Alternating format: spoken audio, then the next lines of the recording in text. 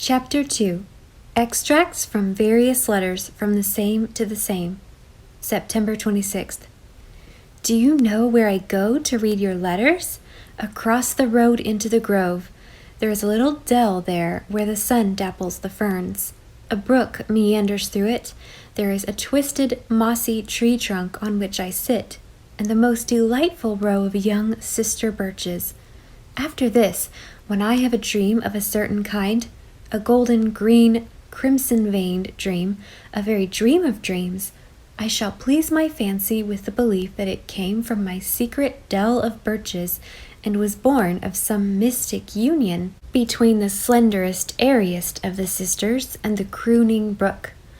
I love to sit there and listen to the silence of the grove. Have you ever noticed how many different silences there are, Gilbert?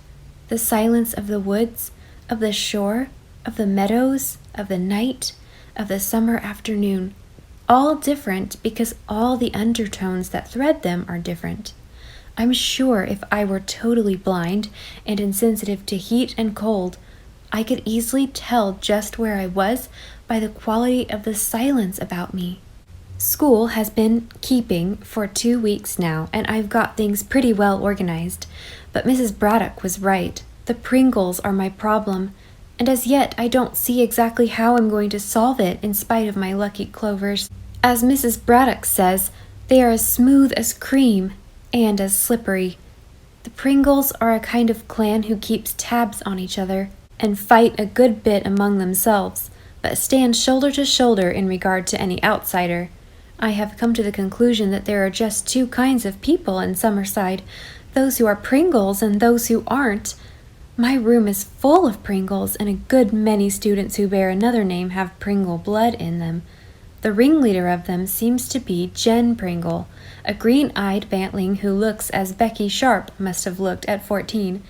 I believe she is deliberately organizing a subtle campaign of insubordination and disrespect, with which I am going to find it hard to cope.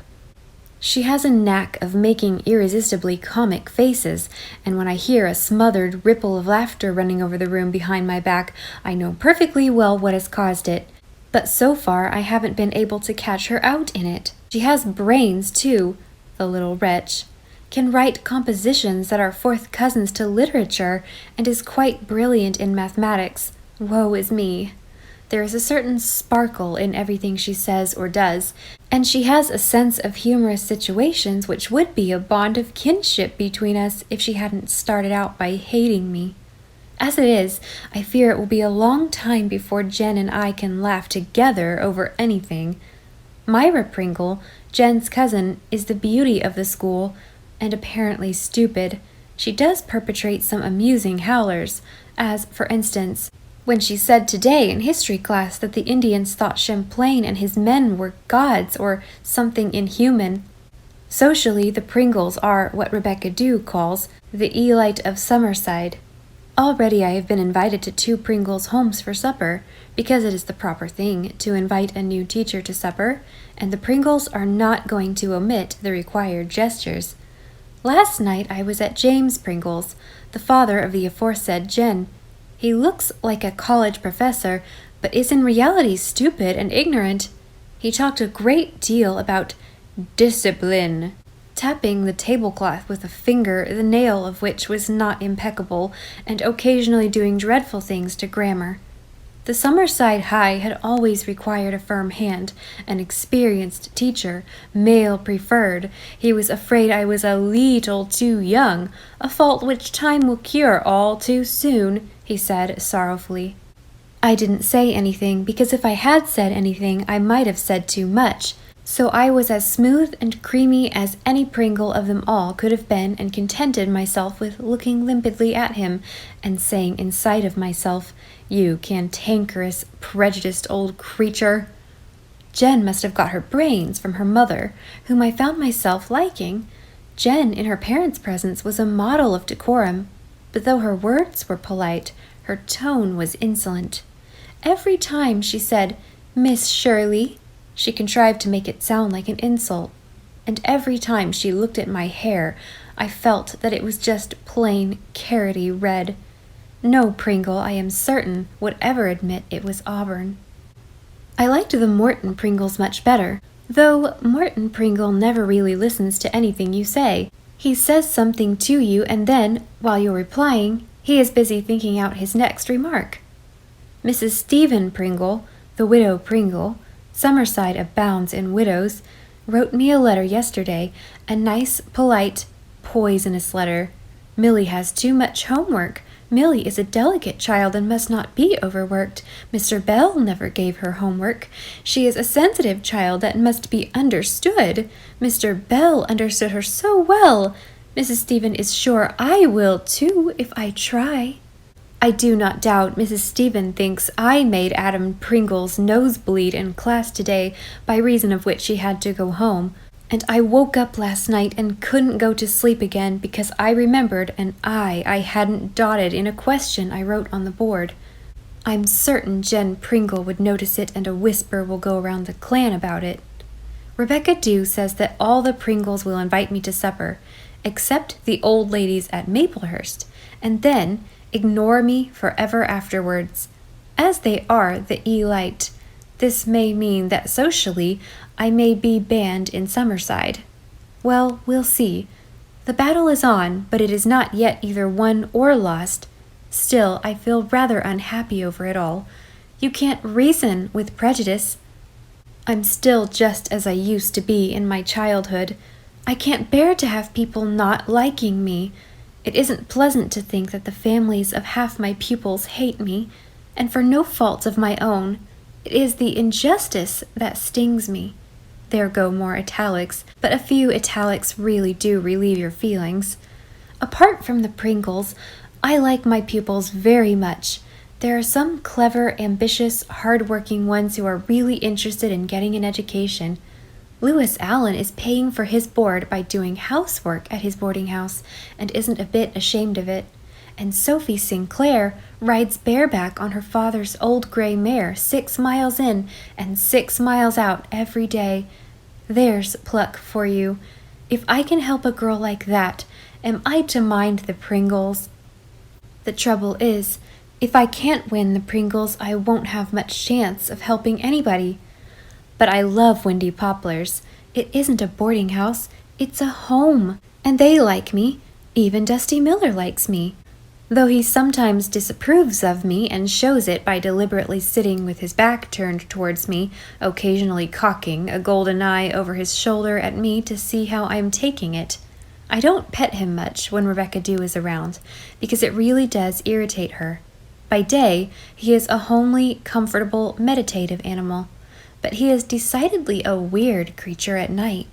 Rebecca says it is because he is never allowed to stay out after dark. She hates to stand in the backyard and call him. She says the neighbors will all be laughing at her. She calls in such fierce, stentorian tones that she really can be heard all over the town on a still night, shouting for "Puss! Puss! Puss!" The widows would have a conniption if Dusty Miller wasn't in when they went to bed. Nobody knows what I've gone through on account of that cat. Nobody, Rebecca has assured me. The widows are going to wear well. Every day I like them better. Aunt Kate doesn't believe in reading novels, but informs me that she does not propose to censor my reading matter. Aunt Chatty loves novels. She has a hidey hole where she keeps them. She smuggles them in from the town library, together with a pack of cards for solitaire and anything else she doesn't want Aunt Kate to see. It is in a chair seat which nobody but Aunt Chatty knows is more than a chair seat. She has shared the secret with me because, I strongly suspect, she wants me to aid and abet her in the aforesaid smuggling. There shouldn't really be any need for hidey holes at Windy Poplars, for I never saw a house with so many mysterious cupboards, though to be sure Rebecca Dew won't let them be mysterious. She is always cleaning them out ferociously. A house can't keep itself clean, she says sorrowfully, when either of the widows protests. I am sure she would make short work of a novel or a pack of cards if she found them. They are both a horror to her orthodox soul. Rebecca Dew says cards are the devil's books, and novels even worse. The only things Rebecca ever reads apart from her Bible, are the society columns of the Montreal Guardian. She loves to pore over the houses and furniture and doings of millionaires. "Just fancy soaking in a golden bathtub, Miss Shirley," she said wistfully. "But she's really an old duck. She has produced from somewhere a comfortable old wing chair of faded brocade that just fits my kinks, and says, 'This is your chair. We'll keep it for you.' And she won't let Dusty Miller sleep on it, lest I get hairs on my school skirt and give the Pringles something to talk about. The whole three are very much interested in my circlet of pearls and what it signifies. Aunt Kate showed me her engagement ring. She can't wear it because it has grown too small, set with turquoises. But poor Aunt Chatty owned to me, with tears in her eyes, that she had never had an engagement ring. Her husband thought it an unnecessary expenditure. She was in my room at the time, giving her face a bath in buttermilk. She does it every night to preserve her complexion, and has sworn me to secrecy because she doesn't want Aunt Kate to know it. She would think it ridiculous vanity in a woman of my age, and I am sure Rebecca Dew thinks that no Christian woman should try to be beautiful. I used to slip down to the kitchen to do it after Kate had gone to sleep, but I was always afraid of Rebecca Dew coming down. She has ears like a cat's, even when she is asleep. If I could just slip in here every night and do it, oh, thank you, my dear." I have found out a little about our neighbors at the Evergreens. Mrs. Campbell, who was a Pringle, is 80. I haven't seen her, but from what I can gather, she is a very grim old lady. She has a maid, Martha Monkman, almost as ancient and grim as herself, who is generally referred to as Mrs. Campbell's woman, and she has her great-granddaughter, little Elizabeth Grayson, living with her. Elizabeth, on whom I have never laid eyes in spite of my 2 weeks' sojourn, is 8 years old and goes to the public school by the back way, a shortcut through the backyards, so I never encounter her, going or coming.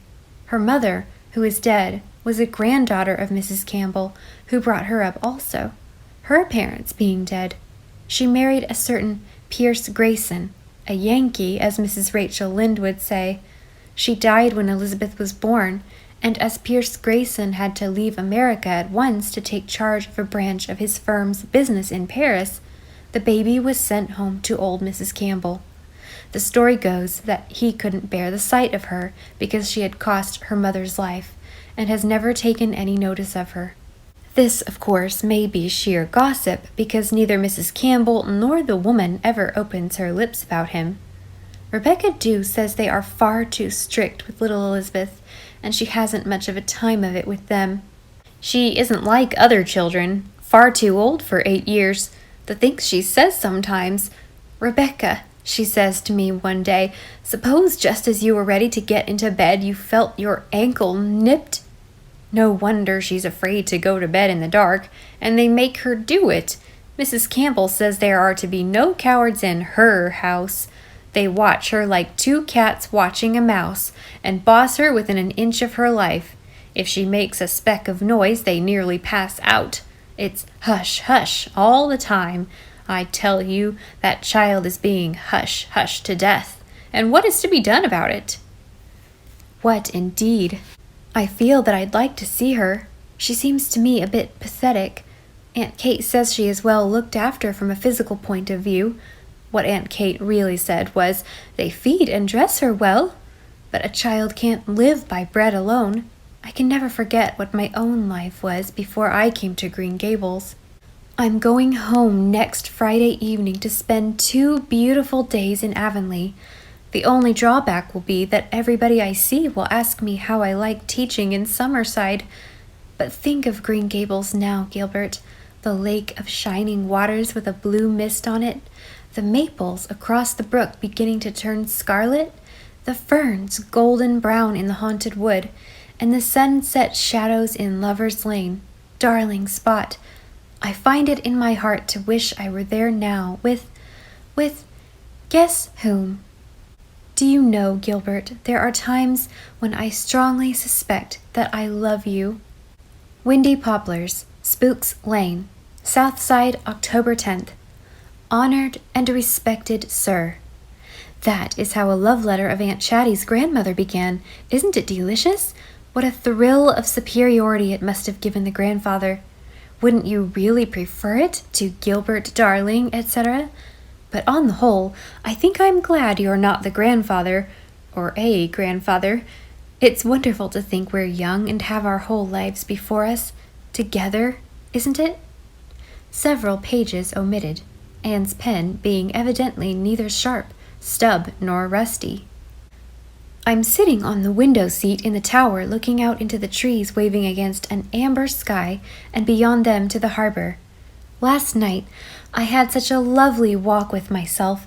I really had to go somewhere, for it was just a trifle dismal at windy Poplars. Aunt Chatty was crying in the sitting room because her feelings had been hurt, and Aunt Kate was crying in her bedroom because it was the anniversary of Captain Amasa's death, and Rebecca Dew was crying in the kitchen, for no reason that I could discover. I've never seen Rebecca Dew cry before, but when I tried tactfully to find out what was wrong, she pettishly wanted to know if a body couldn't enjoy a cry when she felt like it. So I folded my tent and stole away, leaving her to her enjoyment. I went out and down the harbor road. There was such a nice, frosty, Octobery smell in the air, blent with the delightful odor of newly plowed fields. I walked on and on until twilight had deepened into a moonlit autumn night. I was alone but not lonely. I held a series of imaginary conversations with imaginary comrades, and thought out so many epigrams that I was agreeably surprised at myself. I couldn't help enjoying myself in spite of my Pringle worries. The spirit moves me to utter a few yowls regarding the Pringles. I hate to admit it, but things are not going any too well in Summerside High. There is no doubt that a cabal has been organized against me. For one thing, homework is never done by any of the Pringles or half-Pringles. They are suave, polite, evasive. I know all the pupils who are not Pringles like me, but the Pringle virus of disobedience is undermining the morale of the whole room. One morning, I found my desk turned inside out and upside down. Nobody knew who did it, of course, and no one could or would tell who left on it another day the box out of which popped an artificial snake when I opened it. But every Pringle in the school screamed with laughter over my face. I suppose I did look wildly startled. Jen Pringle comes late for school half the time, always with some perfectly watertight excuse, delivered politely, with an insolent tilt to her mouth. She passes notes in class under my very nose. I found a peeled onion in the pocket of my coat when I put it on today. I should love to lock that girl up on bread and water until she learned how to behave herself. The worst thing to date was the caricature of myself I found on the blackboard one morning, done in white chalk with scarlet hair. Everybody denied doing it, Jen among the rest, but I knew Jen was the only pupil in the room who could draw like that. It was done well. My nose, which as you know has always been my one pride and joy, was humpbacked, and my mouth was the mouth of a vinegary spinster who had been teaching a school full of Pringles for 30 years. But it was me. I woke up at 3 o'clock that night and writhed over the recollection. Isn't it queer that the things we writhe over at night are seldom wicked things, just humiliating ones? All sorts of things are being said. I am accused of marking down Hattie Pringle's examination papers just because she is a Pringle. I am said to laugh when the children make mistakes. Well, I did laugh when Fred Pringle defined a centurion as a man who had lived 100 years. I couldn't help it. James Pringle is saying, "There is no discipline in the school, no discipline whatever." And a report is being circulated that I am a foundling. I am beginning to encounter the Pringle antagonism in other quarters, socially as well as educationally. Summerside seems to be under the Pringle thumb. No wonder they are called the royal family. I wasn't invited to Alice Pringle's walking party last Friday. And when Mrs. Frank Pringle got up a tea in aid of a church project, Rebecca Dew informs me that the ladies are going to build the new spire, I was the only girl in the Presbyterian church who was not asked to take a table. I have heard that the minister's wife, who was a newcomer in Summerside, suggested asking me to sing in the choir, and was informed that all the Pringles would drop out if she did. That would leave such a skeleton that the choir simply couldn't carry on. Of course, I'm not the only one of the teachers who has trouble with pupils. When the other teachers send theirs up to me to be disciplined, how I hate that word. Half of them are Pringles, but there is never any complaint made about them. 2 evenings ago, I kept Jen in after school to do some work she had deliberately left undone. 10 minutes later, the carriage from Maplehurst drew up before the schoolhouse, and Miss Ellen was at the door, a beautifully dressed, sweetly smiling old lady with elegant black lace mitts and a fine hawk-like nose, looking as if she had just stepped out of an 1840 bandbox. She was so sorry, but could she have Jen? She was going to visit friends in Lowvale and had promised to take Jen. Jen went off triumphantly, and I realized afresh the forces arrayed against me. In my pessimistic moods, I think the Pringles are a compound of Sloanes and Pies, but I know they're not. I feel that I could like them if they were not my enemies. They are, for the most part, a frank, jolly, loyal set. I could even like Miss Ellen. I've never seen Miss Sarah. Miss Sarah has not left Maplehurst for 10 years. Too delicate, or thinks she is, says Rebecca Dew, with a sniff. But there ain't anything the matter with her pride. All the Pringles are proud, but those 2 old girls pass everything. You should hear them talk about their ancestors. Well, their old father, Captain Abraham Pringle, was a fine old fellow. His brother Myram wasn't quite so fine, but you don't hear the Pringles talking much about him. But I'm desperate afraid you're going to have a hard time with them all. When they make up their mind about anything or anybody, they've never been known to change it. But keep your chin up, Miss Shirley. Keep your chin up. I wish I could get Miss Ellen's recipe for pound cake, sighed Aunt Chatty. She's promised it to me time and again, but it never comes. It's an old English family recipe. They're so exclusive about their recipes. In wild, fantastic dreams, I see myself compelling Miss Ellen to hand that recipe over to Aunt Chatty on bended knee and make Jen mind her P's and Q's. The maddening thing is that I could easily make Jen do it myself if her whole clan weren't backing her up in her deviltry. 2 pages omitted. Your obedient servant, Anne Shirley. P.S. That was how Aunt Chatty's grandmother signed her love letters. October 15th. We heard today that there had been a burglary at the other end of the town last night. A house was entered and some money and a dozen silver spoons stolen. So Rebecca Dew has gone up to Mr. Hamilton's to see if she can borrow a dog. She will tie him on the back veranda, and she advises me to lock up my engagement ring. By the way, I found out why Rebecca Dew cried. It seems there had been a domestic convulsion. Dusty Miller had misbehaved again, and Rebecca Dew told Aunt Kate she would really have to do something about that cat. He was wearing her to a fiddle string. It was the 3rd time in a year, and she knew he did it on purpose. And Aunt Kate said that if Rebecca Dew would always let the cat out when he meowed, there would be no danger of his misbehaving. Well, this is the last straw, said Rebecca Dew. Consequently, tears. The Pringle situation grows a little more acute every week. Something very impertinent was written across one of my books yesterday, and Homer Pringle turned handsprings all the way down the aisle when leaving school. Also, I got an anonymous letter recently full of nasty innuendos. Somehow, I don't blame Jen for either the book or the letter. Imp as she is, there are things she wouldn't stoop to. Rebecca Dew is furious, and I shudder to think what she would do to the Pringles if she had them in her power. Nero's wish isn't to be compared to it. I really don't blame her, for there are times when I feel myself that I could cheerfully hand any and all of the Pringles a poisoned filter of Borgia brewing. I don't think I've told you much about the other teachers. There are two, you know, the vice principal, Catherine Brooke of the junior room, and George McKay of the prep. Of George I have little to say. He is a shy, good-natured lad of 20, with a slight, delicious Highland accent, suggestive of low Sheelings and misty islands. His grandfather was Isle of Skye, and does very well with the preps. So far as I know him, I like him, but I'm afraid I'm going to have a hard time liking Catherine Brooke. Catherine is a girl of, I think, about 28, though she looks 35.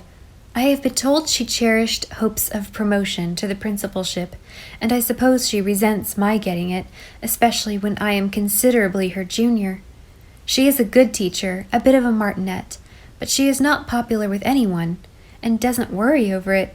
She doesn't seem to have any friends or relations, and boards in a gloomy-looking house on grubby little Temple Street. She dresses very dowdily, never goes out socially, and is said to be mean. She is very sarcastic, and her pupils dread her biting remarks. I am told that her way of raising her thick black eyebrows and drawling at them reduces them to a pulp. I wish I could work it on the Pringles, but I really shouldn't like to govern by fear as she does. I want my pupils to love me. In spite of the fact that she has apparently no trouble in making them toe the line, she is constantly sending some of them up to me, especially Pringles. I know she does it purposely, and I feel miserably certain that she exults in my difficulties and would be glad to see me worsted. Rebecca Dew says that no one can make friends with her. The widows have invited her several times to Sunday supper. The dear souls are always doing that for lonely people, and always have the most delicious chicken salad for them, but she never came. So they have given it up because, as Aunt Kate says, there are limits. There are rumors that she is very clever and can sing and recite, elocute, a la Rebecca Dew, but will not do either. Aunt Chatty once asked her to recite at a church supper. We thought she refused very ungraciously, said Aunt Kate. Just growled, said Rebecca Dew. Catherine has a deep, throaty voice, almost a man's voice, and it does sound like a growl when she isn't in good humor. She isn't pretty, but she might make more of herself. She is dark and swarthy, with magnificent black hair always dragged back from her high forehead and coiled in a clumsy knot at the base of her neck. Her eyes don't match her hair, being a clear, light amber under her black brows. She has ears she needn't be ashamed to show, and the most beautiful hands I've ever seen. Also, she has a well-cut mouth, but she dresses terribly, seems to have a positive genius for getting the colors and lines she should not wear, dull dark greens and drab grays, when she is too sallow for greens and grays, and stripes, which make her tall, lean figure even taller and leaner, and her clothes always look as if she'd slept in them. Her manner is very repellent. As Rebecca Dew would say, she always has a chip on her shoulder. Every time I pass her on the stairs, I feel that she is thinking horrid things about me. Every time I speak to her, she makes me feel I've said the wrong thing. And yet I'm very sorry for her, although I know she would resent my pity furiously. And I can't do anything to help her, because she doesn't want to be helped. She is really hateful to me. One day, when we 3 teachers were all in the staff room, I did something which, it seems, transgressed one of the unwritten laws of the school, and Catherine said cuttingly, "Perhaps you think you are above rules, Miss Shirley." At another time, when I was suggesting some changes which I thought would be for the good of the school, she said with a scornful smile, "I'm not interested in fairy tales." Once, when I said some nice things about her work and methods, she said, "And what is to be the pill in all this jam?" But the thing that annoyed me most, well, one day when I happened to pick up a book of hers in the staff room and glanced at the flyleaf, I said, "I'm glad you spell your name with a K. Catherine with a K is so much more alluring than Catherine with a C, just as K is ever so much gypsier a letter than smug C." She made no response, but the next note she sent up was signed Catherine, with a C, Brooke. I sneezed all the way home. I really would give up trying to be friends with her if I hadn't a queer, unaccountable feeling that under all her brusqueness and aloofness, she is actually starved for companionship. Altogether, what with Catherine's antagonism and the Pringle attitude, I don't know just what I'd do if it wasn't for dear Rebecca Dew and your letters and little Elizabeth. Because I've got acquainted with little Elizabeth, and she is a darling. 3 nights ago, I took the glass of milk to the wall door, and little Elizabeth herself was there to get it instead of the woman, her head just coming above the solid part of the door, so that her face was framed in the ivy. She is small, pale, golden, and wistful. Her eyes, looking at me through the autumn twilight, are large and golden hazel. Her silver gold hair was parted in the middle, sleeked plainly down over her head with a circular comb, and fell in waves on her shoulders. She wore a pale blue gingham dress, and the expression of a princess of Elfland. She had what Rebecca Dew calls a delicate air, and gave me the impression of a child who was more or less undernourished, not in body, but in soul, more of a moonbeam than a sunbeam. "And this is Elizabeth?" I said. "Not tonight," she answered gravely. "This is my night for being Betty, because I love everything in the world tonight. I was Elizabeth last night, and tomorrow night I'll probably be Beth. It all depends on how I feel." There was the touch of the kindred spirit for you. I thrilled to it at once. How very nice to have a name you can change so easily and still feel it's your own. Little Elizabeth nodded. "I can make so many names out of it. Elsie and Betty and Bess and Eliza and Lisbeth and Beth, but not Lizzie. I never can feel like Lizzie." "Who could?" I said. "Do you think it's silly of me, Miss Shirley? Grandmother and the woman do." "Not silly at all, very wise and very delightful," I said. Little Elizabeth made saucer eyes at me over the rim of her glass. I felt that I was being weighed in some secret spiritual balance, and presently I realized thankfully that I had not been found wanting. For little Elizabeth asked a favor of me, and little Elizabeth does not ask favors of people she does not like. "Would you mind lifting up the cat and letting me pat him?" she asked shyly. Dusty Miller was rubbing against my legs. I lifted him, and little Elizabeth put out a tiny hand and stroked his head delightedly. "I like kittens better than babies," she said, looking at me with an odd little air of defiance, as if she knew I would be shocked, but tell the truth she must. "I suppose you've never had much to do with babies, so you don't know how sweet they are," I said, smiling. "Have you a kitten of your own?" Elizabeth shook her head. "Oh, no, Grandmother doesn't like cats, and the woman hates them. The woman is out tonight, so that is why I could come for the milk. I love coming for the milk because Rebecca Dew is such an agreeable person." "Are you sorry she didn't come tonight?" I laughed. Little Elizabeth shook her head. "No, you are very agreeable too.